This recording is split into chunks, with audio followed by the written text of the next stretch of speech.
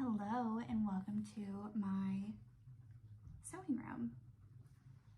My name is Taylor and I am a seamstress and garment maker, and I am so excited to be sharing my journey of clothing and what I know about sewing with all of you. This is very exciting and very nerve-wracking, but let's go ahead and jump right in.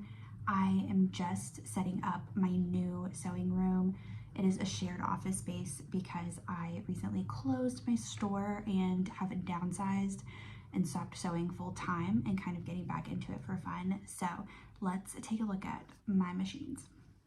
Today I will be setting back up my serger. It needs its 4 cones of thread and to be rethreaded, but this is the Brother 1634D serger, and it is a great tabletop serger, so we will get started on that soon.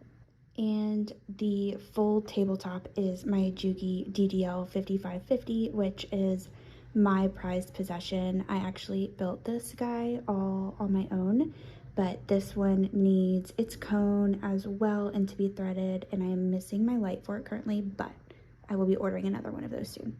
Okay, before we even get too far, let's talk about a serger and what it does, because it seems very overwhelming, but they are so easy to use, really just like any sewing machine. Once you understand the machine itself and realize that you are the master of the machine, then it is very easy to get moving and grooving and making your own pieces.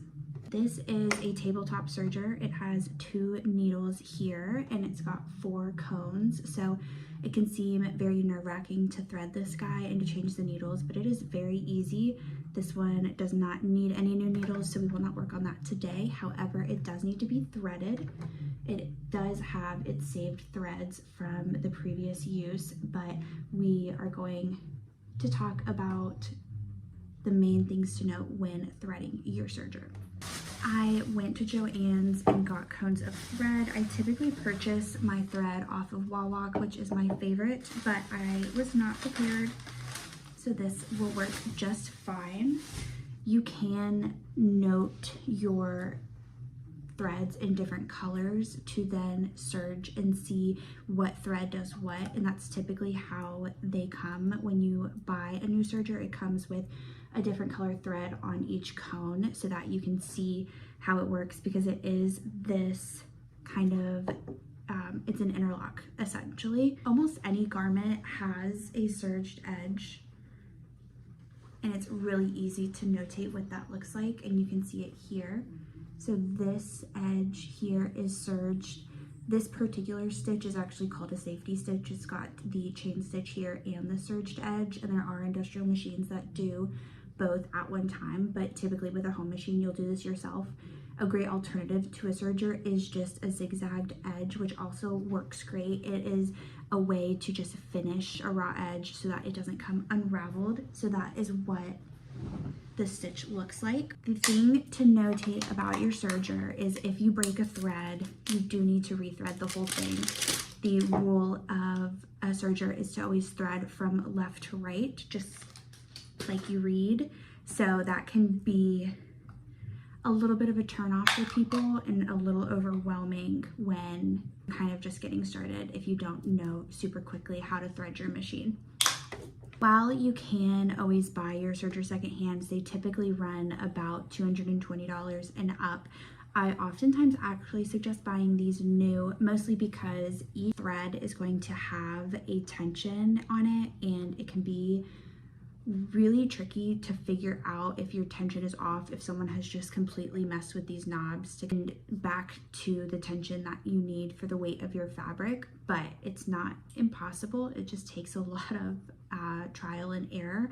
So that's what these knobs are here. These are all your tension knobs for each thread. The other thing to notate about a serger, your serger will trim the edge of your fabric as you go. So there is a little knife here, and as you go it will trim it. This typically has a little basket. However, it looks like we've misplaced it between me and my mom, but there is usually right here a little trash can, is pretty much what I call it, and as your edge trims it will collect into this little bin. So Because I don't have that bin, it will be a little messy, but what sewing room is a lived-in sewing room if it's not a bit messy?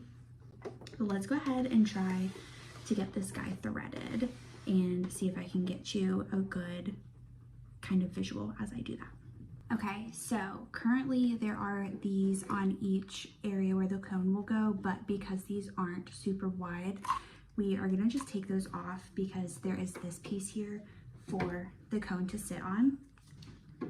Because we've already got this pre-thread, it is going to be pretty easy, but I can do a more in-depth video of threading a serger if that is something that you are looking for, because it can be a little, like I said, just a little overwhelming.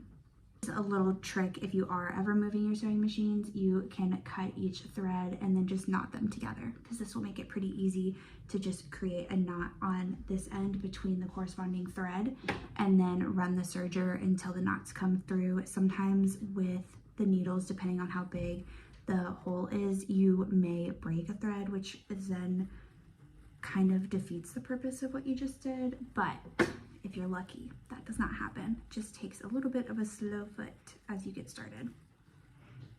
The unpacked seamstress in me has not found her shears, so we're just all going to cringe a little bit as we use our seam ripper to cut things.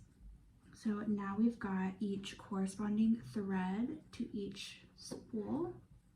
Looking at the machine, we're going to thread from left to right.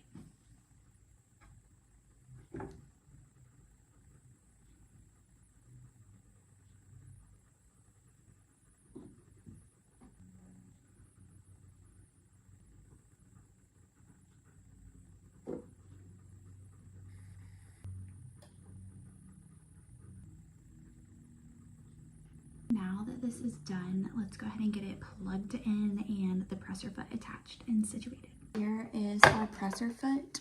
So just like a regular machine, however fast, much pressure you put on it is how fast the machine will go. And she's on. Now you can get a little bit of a better look. We've got our presser foot lever on this side. You can see we've got our presser foot here, our 2 needles, as well as this needle here, and that is 3 of the 4. We can also take this piece off to do armholes and loops of that sort. And if we lift this up and over, we will see the cobwebby inside since it hasn't been used in so long. But there are thread guides on how to thread each one, and they are color coded with these little dots and colors here. Let me go grab a piece of fabric and I will be right back. Good news, I found a pair of my favorite shears, and let's go ahead and see how this thing goes. You'll see this is the edge that chopped, and you'll notice things falling into here.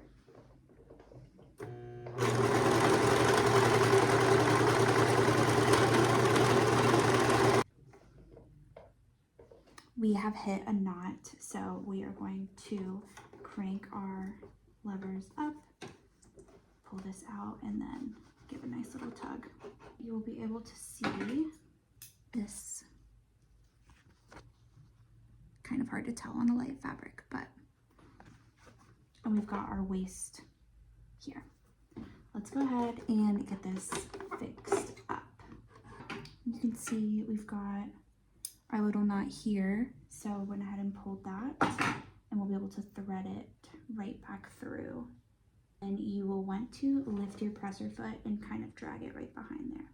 Perfect on this one, and we're just going to, once you start sewing on the serger, once you've threaded it, it will automatically start to interlock. However, I like to kind of give it a helping start by getting all of the threads back behind it.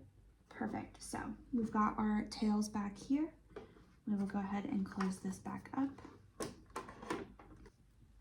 Grab our piece of fabric.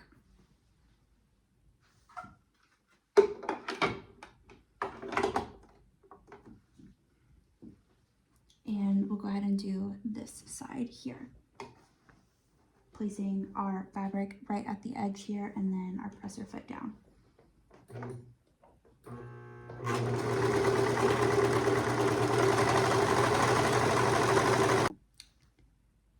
We are having some issues. I'm going to cut all of the threads and start over.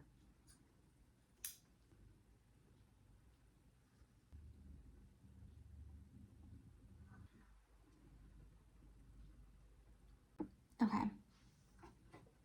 let's try.